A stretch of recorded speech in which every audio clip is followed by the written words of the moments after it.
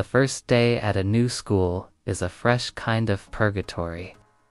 For Lena, it was a finely tuned performance of invisibility. She moved through the hallways of Northwood High like a ghost, a whisper in the wind of 1,000 teenage voices. Her uniform was a carefully chosen set of loose-fitting dark clothing, a hoodie, a pair of worn canvas sneakers, and a pair of simple, black cargo pants. They were not fashionable, but they were a fortress, a second skin designed to deflect attention. Lena didn't want to be seen. She wanted to be a shadow, a fleeting presence that left no trace. Her past was a tightly guarded secret, a history she carried not just in her mind but on her body, a history she had spent years trying to hide. Her last school had been a living nightmare, a place where a single mistake, a moment of weakness, had been exploited with a cruelty that still haunted her. Northwood was supposed to be her sanctuary, a chance to start over, to be a nobody. She had a small group of friends in her old life, a life she had carefully packed away. She knew better now. Friends were a liability, a vulnerability. The best way to protect yourself was to be alone. But some people are drawn to a challenge, to the scent of a shy animal in the wild. Northwood's social landscape was a brutal terrain, ruled by a pack of alpha predators. At their head was Marcus, a quarterback with a perpetual sneer and a posse of equally brutish friends. They moved through the halls with the confidence of untouchable royalty, their laughter sharp and their insults honed to a fine point. Lena had seen them in the morning, their eyes sweeping the crowd for new targets. She had ducked into the library to avoid their gaze, but as the final bell rang, signaling the end of the day, she was caught in the great migration to the buses.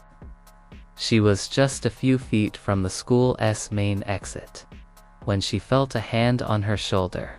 Her body tensed, an instinctual reaction she fought to suppress.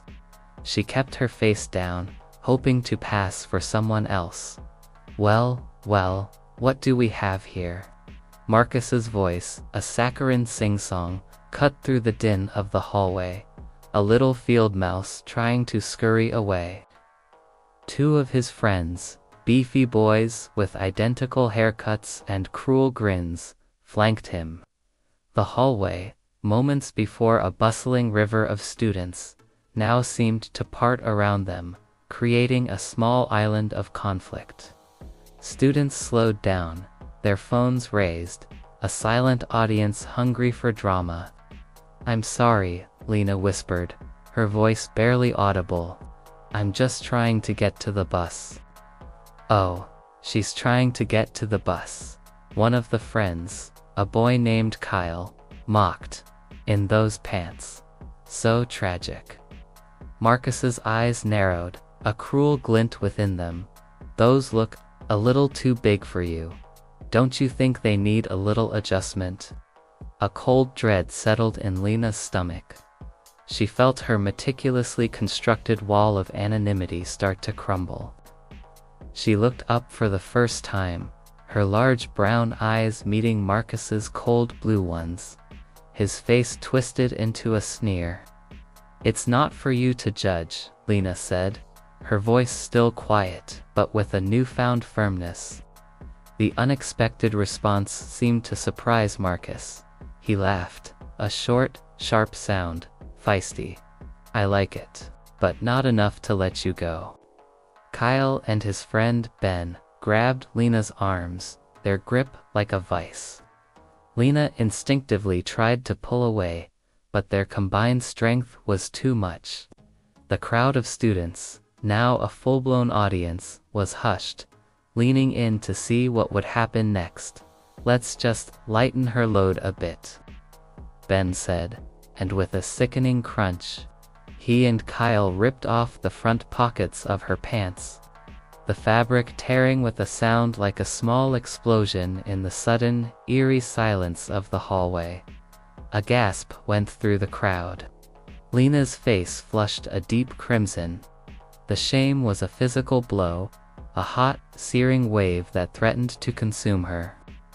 She stood there, frozen, the torn fabric hanging precariously from her hips.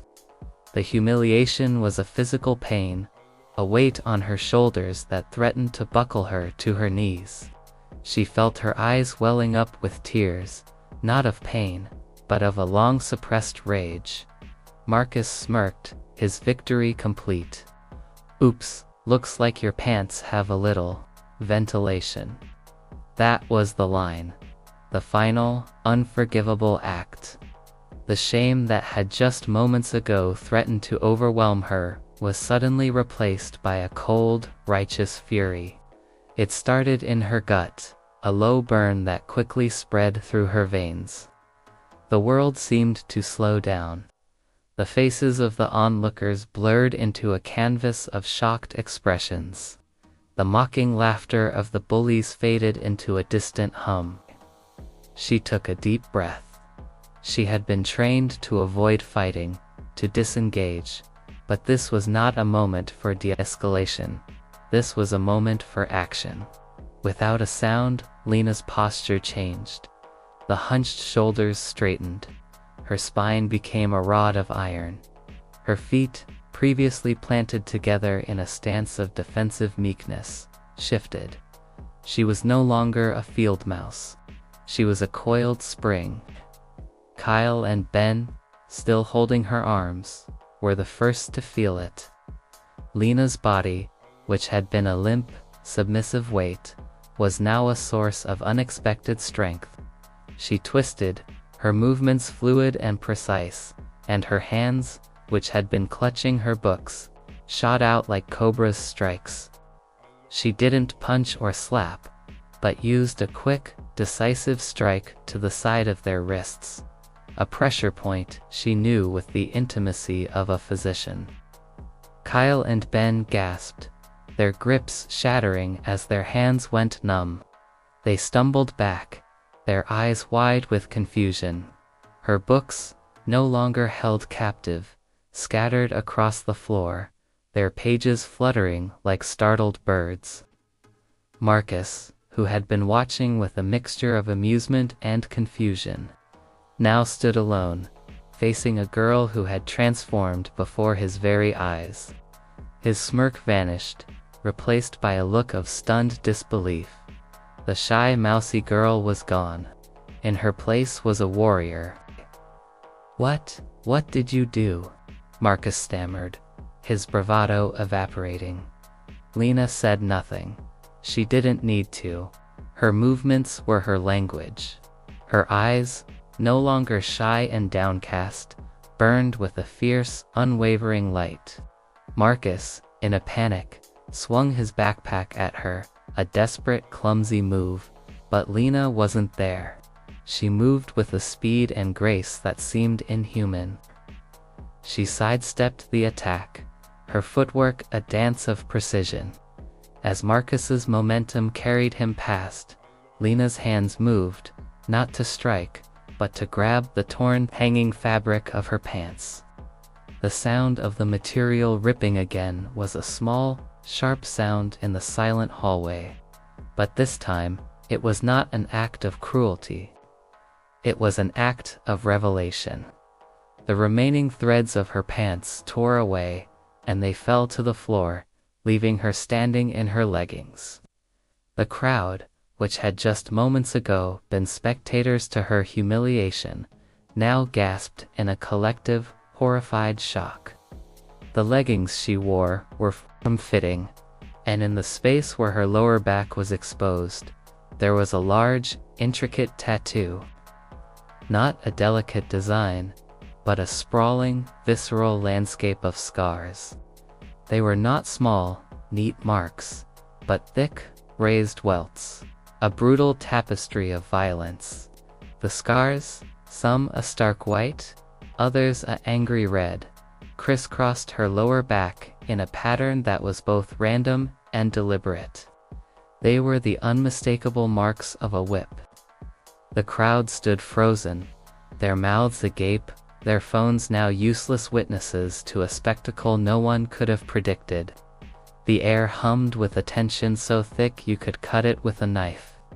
Marcus, who had just tried to humiliate her, was now staring at her, his face pale, his bravado gone. He had seen the marks on her body, and he had seen the story they told. They spoke of a different kind of life, a different kind of pain, a different kind of strength. The casual cruelty he had wielded so easily now seemed insignificant, a petty squabble in the face of a true unyielding struggle. Lena stood over her fallen pants, her chest rising and falling in deep, measured breaths. The scars on her back were a symbol of her previous self, and now a badge of honor. She looked down at the crumpled heap that was her pants, then at the stunned faces of her bullies. She felt no malice, no triumph, only a quiet, resolute peace. She had done what was necessary. Someone in the crowd coughed. The spell was broken. A wave of whispered words swept through the hallway. "Did you see that? What was that? She's incredible." Lena reached down and calmly picked up her books. The torn fabric of her pants felt foreign now, a relic of a time that was already past. She adjusted her grip on her books, her hands steady, her shoulders back. The silence in the hallway was no longer hostile. It was respectful. A path cleared for her as she walked toward the main exit, a silent deference from the same students who had just moments ago been spectators to her humiliation. She walked out of the school and into the crisp autumn air. The bus was waiting. She got on, finding an empty seat near the back.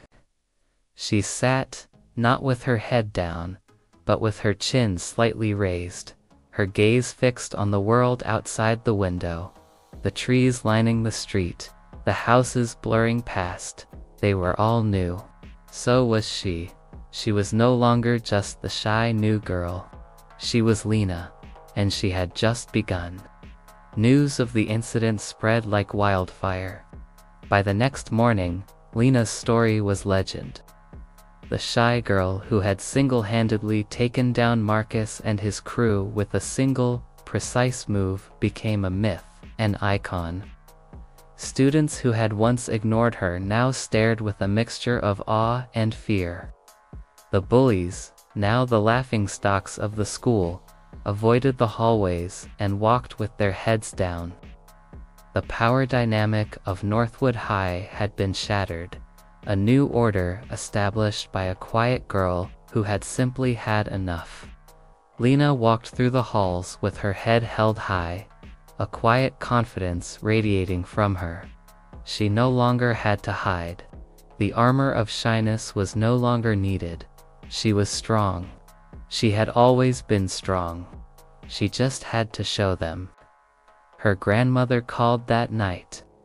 "I heard a story, my little warrior," she said, her voice a proud low rumble on the phone. "I'm sorry, Grandma," Lena said, her voice soft. "I know you said to not make a scene, and you didn't," she replied. "You avoided it until it became unavoidable. And then you handled it with grace and precision. The most effective blow is the one that brings peace, even if it is a single, swift strike." Lena smiled. The torn pants were in a heap in her laundry basket, a relic of a past she had left behind in a single, powerful moment. She was not a victim. She was not a field mouse. She was a master, not of violence, but of her own destiny. The story of the shy new girl who knocked out her bullies with a single act of defiance was just the beginning. The next chapter would be about a girl who, after finding her voice in a quiet moment of chaos, would never be silent again.